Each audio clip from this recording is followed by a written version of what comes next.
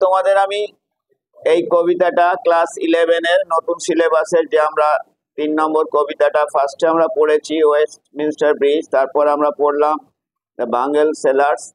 এটা আমরা আজকে পড়তে চলেছি the second coming, William Butler Yeats. তো এটা আমি পড়ার আগে তোমাদেরকে যেটা বলছি, এটা লাইন বাই লাইন মিনিং যদি করো সেটা কিছু বোঝা যাবে না, কারণ এটা রূপক অর্থে ব্যবহার করা হয়েছে, অ্যালিগরিক্যাল কবিতা।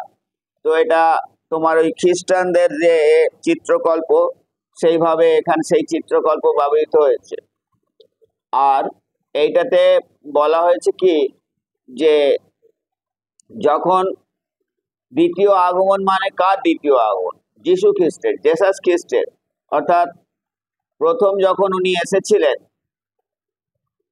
পৃথিবীটা পাপে ভরে গিয়েছিল এবং তিনি সেই পাপটাকে নিজে নিয়ে ভালোবাসার বাণী নিয়ে এসেছিলেন, সুবার্তা, গুডউইল নিয়ে এসেছিলেন আমাদের জন্য, এবং সেই পাপটা নিজে নিয়ে গিয়ে সেই পাপটা নষ্ট করতে এসেছিলেন। সেই জন্যে এখন রাইটার, এই পোয়েট মনে করছেন যে এখনো পৃথিবীটা আবার এত বছর পরে পাপে ভরে গেছে, অরাজকতায় ভরে গেছে। সেই জন্য এটার একটা নিষ্পত্তি দরকার, সেই জন্য জেসাসকে আবার আসার দরকার। সেইটা ভেবেই তিনি এটার নাম দিয়েছেন দ্য সেকেন্ড কামিং, অর্থাৎ জেসাস খ্রিস্টের দ্বিতীয় আগমন। তো এটা লিটারারি মিনিংটা করা কোনো ব্যাপার নয়, কিন্তু প্রত্যেকটা ব্যাপারই কিন্তু রূপক অর্থে ব্যবহৃত হয়েছে। তো এটা ফার্স্ট ওয়ার্ল্ড ওয়ার হয়েছিল 28শে জুলাই 1914 সালে স্টার্ট হয়েছিল এবং 11ই নভেম্বর 1919 সালে শেষ হয়েছে। আর কবিতাটা লিখেছিলেন উনি 1919 সালেই, কিন্তু পাবলিশ করেছিল দ্য ডায়াল বলে একটা পত্রিকায়। এটা পাবলিশ হয়েছিল 1920-তে। 1921-এ তার একটা কালেকশন অফ ভার্সেস ছিল, যেটার নাম ছিল Michael Roberts and the dancer. তা সেই তার বইয়েতেও, কবিতার বইয়েতেও এটা সংকলিত হয়েছে। তারপরে কবির কথা বলতে গেলে এটাই বলা যায় যে ওনার জন্ম হয়েছিল 13 জুন 1865-এ এবং উনি মারা গেছেন 28শে জানুয়ারি 1939 সালে। তিনি ছিলেন আইরিশ পোয়েট। তিনি একেধারে পোয়েট, একেধারে ড্রামাটিস্ট, একেধারে গুড পার্সোনালিটি ছিলেন। তাহলে এই কবিতাটা আমরা এবারে পড়বো। পড়ার আগেই তোমাকে আমি বলে দিলাম যে কেন লেখা হয়েছে, কেন লিখেছেন। যে পৃথিবীতে যখন অরাজকতায় ভরে গেছে তখন জেসাস খ্রিস্টের আবার আসার দরকার আছে, এবং সেইটা ভেবেই তিনি কবিতাটা লিখেছেন, যাতে সেই পাপটার ক্ষয় হতে পারে। সো আমি পড়বো এবারে। So let me read the poem the second coming, William Butler Yeats. Turning and turning in the widening gear, ওটা গিয়ার হবে না, জায়ার হবে actually. Turning and turning in the widening gyre, the falcon cannot hear the falconer. এই দু লাইনের মানে বলে দিচ্ছি। টার্নিং মানে ঘুরছে, ঘুরছে মানে, ফ্যালকন মানে বাজ পাখি, বাজ পাখিটা ঘুরছে মানে কি, উড়ে উড়ে ওপর দিকে উঠে যাচ্ছে ঘুরে ঘুরে। ইন দ্য ওয়াইডেনিং জায়ার মানে হচ্ছে, জায়ার মানে হচ্ছে বলয় বা চক্র। ওয়াইডেনিং মানে খুব বিস্তৃত, একটা বড় বিস্তৃত ক্রমবর্ধমান যে বলয়, সেইটার চারিদিকে ক্রমশ উঠতে উঠতে উঠতে উঠতে ঘুরচক্কর খাচ্ছে একটা বাজ পাখি। তার আগে বলে রাখি, বাজ পাখি একটা সিম্বল আছে, খ্রিস্ট ধর্মের ইঙ্গিত করছে। আর বাজ পাখি বলতে একটা শিকারী পাখিকে বোঝায়, ও শিকারের জন্য যায়। আর এখানে বলছে the falcon cannot hear the falconer. Falconer হচ্ছে বাজ পাখির মালিক, অর্থাৎ তিনিই পাঠিয়েছেন ইনস্ট্রাকশন দিয়ে শিকার কিভাবে করতে হবে কোথায়। কিন্তু এই বাজ পাখিটা উঠতে উঠতে ক্রমবর্ধমান ঘোরচক্কর খেতে খেতে যে একটা বিস্তৃত বলয় যে ঘুরছে, ঘুরতে ঘুরতে এত উপরে উঠে গেছে, সে আর কাউকে কেয়ার করছে না। তার মাস্টার অর্থাৎ ফ্যালকনার, সেই মাস্টারের কথা তার সে কর্ণপাত করছে না। অর্থাৎ এখানে ইঙ্গিত হচ্ছে যে শাসক, যে গভর্নমেন্ট, যে চালাচ্ছে সবকিছু তার কথা যদি অবজ্ঞা করা হয় তার মানে অরাজকতা দেখা দেবে। অর্থাৎ এখানে আবার তুমি ধর্মের ব্যাপারে বলতে গেলে যে ধর্মের মেন যে ভগবান, সেই ভগবানকে তুমি যদি ইনসাল্ট করো বা তাকে অপমাননা করো তাহলে তোমার বিনাশ হবে, এটা ইঙ্গিত দিচ্ছে। সেই জন্য বললো বাজ পাখিটা তার প্রভু অর্থাৎ তার মালিকের কথা সে শুনছে না, তার ইচ্ছা মতো সে উঠছে। Things fall apart, the center cannot hold, mere anarchy is loosed upon the world. Things fall apart মানে সমস্ত কিছু এলোমেলো বিচ্ছিন্ন হয়ে গেল। এই কথা না শোনার ফলে যে পৃথিবীতে যে অরাজকতা সৃষ্টি হলো তাতে সমস্ত কিন্তু ছিন্ন ভিন্ন অর্থাৎ বিচ্ছিন্ন হয়ে গেল, কারোর সঙ্গে কারোর সংযোগ নেই। দ্য সেন্টার ক্যানট হোল্ড, কেন্দ্রবিন্দু কাউকে আর ধরে রাখতে পারছে না। মেয়ার অ্যানার্কি মানে মেয়ার মানে হচ্ছে কি অনলি, মানে কমপ্লিট অরাজকতা, সম্পূর্ণ অরাজকতা। ইজ লুজড আপন মানে হচ্ছে ছড়িয়ে পড়েছে দ্য ওয়ার্ল্ড, সারা পৃথিবী জুড়ে। কেউ কারোর কথা শুনছে না, যে যা খুশি করছে, হ্যাঁ, সমস্ত ঝগড়াঝাটি মারামারি। অর্থাৎ যেহেতু এটা সেই অবস্থার কথা সূচনা করছে যে ফার্স্ট ওয়ার্ল্ড ওয়ারে যে কাহিনী হয়েছে সেখানে ইউরোপের যে পরিবেশ সৃষ্টি হয়েছিল সেই ইউরোপে ঠিক এরকমই পরিবেশ সৃষ্টি হয়েছিল। সেটাকেই তিনি এই কবিতার মধ্যে রূপক অর্থে ব্যবহার করেছেন যে একটা যুদ্ধ হয়ে যাওয়ার পর কি পরিস্থিতি হয় ভয়ানক। সেই জন্য মেয়ার anarchy is লুজড upon the world, সম্পূর্ণ অরাজকতা ভরে গিয়েছিল, সারা পৃথিবীতে ছড়িয়ে পড়েছিল।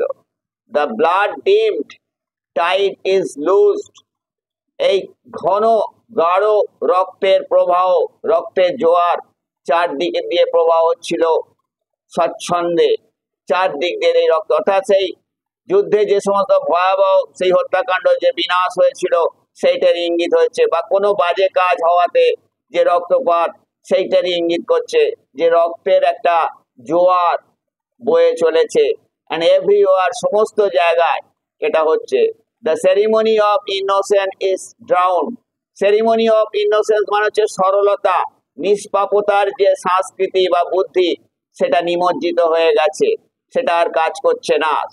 The best lack all convictions while the worst are full of passionate intensity, যে সর্বোৎকৃষ্ট লোকজন, ভালো মানুষেরা, সেরা মানুষেরা, তারা তাদের আত্মবিশ্বাস হারিয়ে ফেলেছে।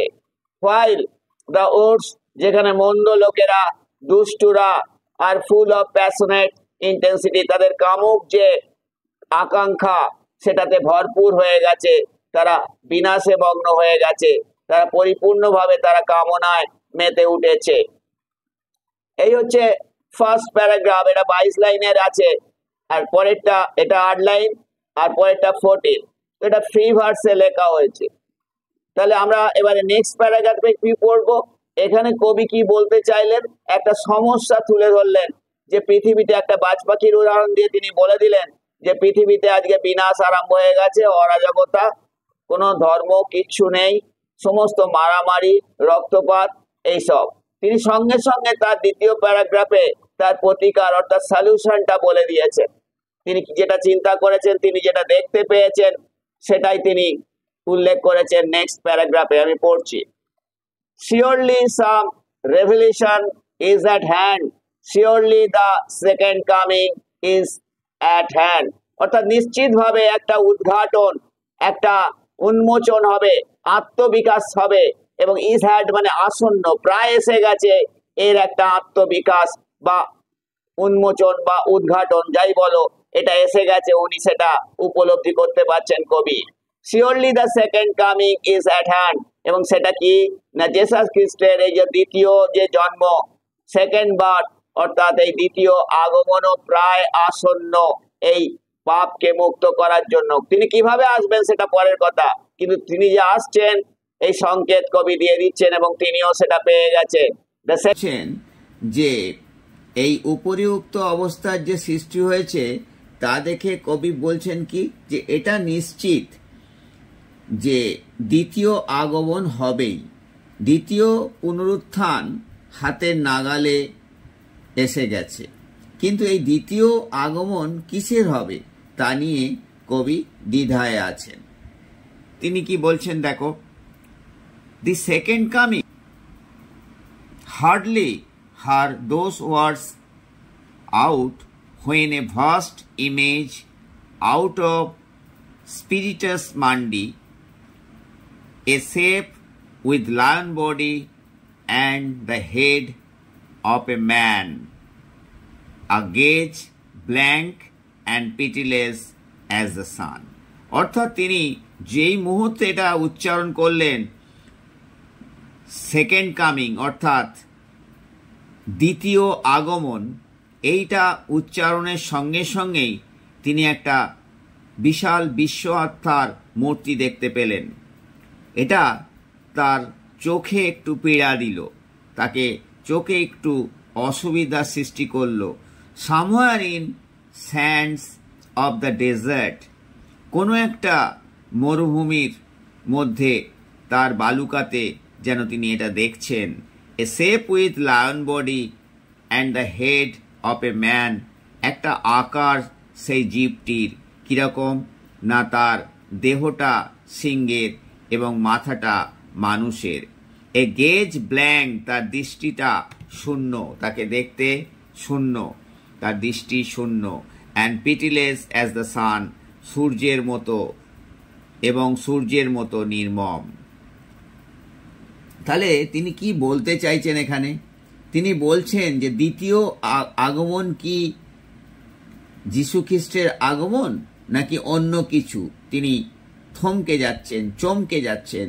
এই অবস্থায় কবি যেটা দেখছেন সেই আগমনটি হচ্ছে স্পিরিটাস মান্ডি। এটা কি কিছু খারাপ ঘটানোর জন্যই আসবে? এটা তিনি খুব চিন্তিত। তারপর কি বলছে, এটা সূর্যের মতো, এর দৃষ্টিটা কিন্তু শূন্য, কিন্তু এটা সূর্যের মতো নির্মম। অর্থাৎ সূর্য যেরকম স্বাভাবিকভাবে দাঁড়িয়ে থাকে, কিন্তু কেউ এর যে উষ্ণতা সেটাকে কষ্ট পাচ্ছে কি পাচ্ছে না, সেটা সহ্য করতে পারছে কি না, সে ব্যাপারে তার কোনো ভ্রুক্ষেপ নেই, সে নির্মম। ইজ মুভিং ইটস স্লো থাই, তার থাই মানে উরু, এখানে স্লো থাই মানে সে তার পদক্ষেপ ধীরে ধীরে ফেলে সে এগিয়ে যাচ্ছে আক্রমণাত্মকভাবে। While all about it reel shadows of the indignant desert birds, যখন এটা ঘটছে তাকে বেষ্টন করে রয়েছে সেই ক্ষুব্ধ মরুভূমির পাখিদের ছাওয়া। অর্থাৎ এগুলো তিনি তুলনা করছেন সেই সমস্ত লোকেরা যারা অরাজকতা সৃষ্টি করেছে, যারা পাপ কাজ করেছে, যারা ধর্ম নিয়ে খেলা করেছে, সেই সমস্ত লোকেরা চাইছে না এই মূর্তিটি, এই জীবটি আসুক পৃথিবীতে, তারা তাকে বাধা দেবার চেষ্টা করছে। এইটাই তিনি কবি বলতে চাইছেন যে তারা তাকে বাধা দেওয়ার জন্য তাকে ক্ষুব্ধ হয়ে বেষ্টন করে। দ্য ডার্কনেস ড্রপস এগেন, অন্ধকার আবার ঘনিয়ে এসেছে। বাট নাও আই নো, কিন্তু এখন আমি জানি, the 20 centuries of stony sleep, সেই প্রখর সেই যে গভীর ঘুমে আচ্ছন্ন থাকা বিংশ শতাব্দীর ওয়ার ভেক্সড টু নাইট মেয়ার, একটা স্বপ্নের মাধ্যমে বিঘ্নিত হচ্ছে। বাই এ রকিং ক্র্যাডেল, যেন দোদুল্যমান একটা দোলা দিয়ে গিয়ে এই বিঘ্ন ঘটালো এই স্বপ্নকে, এই দুঃস্বপ্ন দেখিয়ে বিঘ্ন ঘটালো। অ্যান্ড হোয়াট রাফ বিস্ট, কি ধরনের এই কদাকার প্রাণী। Its hour come round at last, অবশেষে কি এই জেসাসের দ্বিতীয় আগমনের সময় এসে গেল। Slouches towards Bethlehem to be born, সে কি এগিয়ে আসছে ধীর পায়ে, ধীরে ধীরে অলসভাবে এগিয়ে আসছে। স্লাউচেস মানে অলসভাবে এগিয়ে যাওয়া, টুয়ার্ডস বেথলহেম সেই যীশুখ্রিস্ট যেখানে জন্মগ্রহণ করছিল সেইখানে আবার জন্মগ্রহণ করবে বলে। তাহলে আমরা কি দেখতে পাচ্ছি, এই দ্বিতীয় স্তবকে তিনি কি বলতে চাইছেন?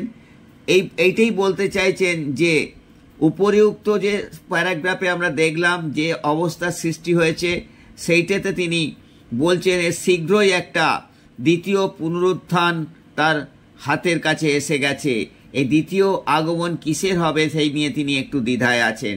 তিনি বলছেন দ্বিতীয় আগমন কি সেই জেসাস খ্রিস্টের মতনই হবে উদার স্বভাবের, নাকি সেটা অন্য কিছু হবে?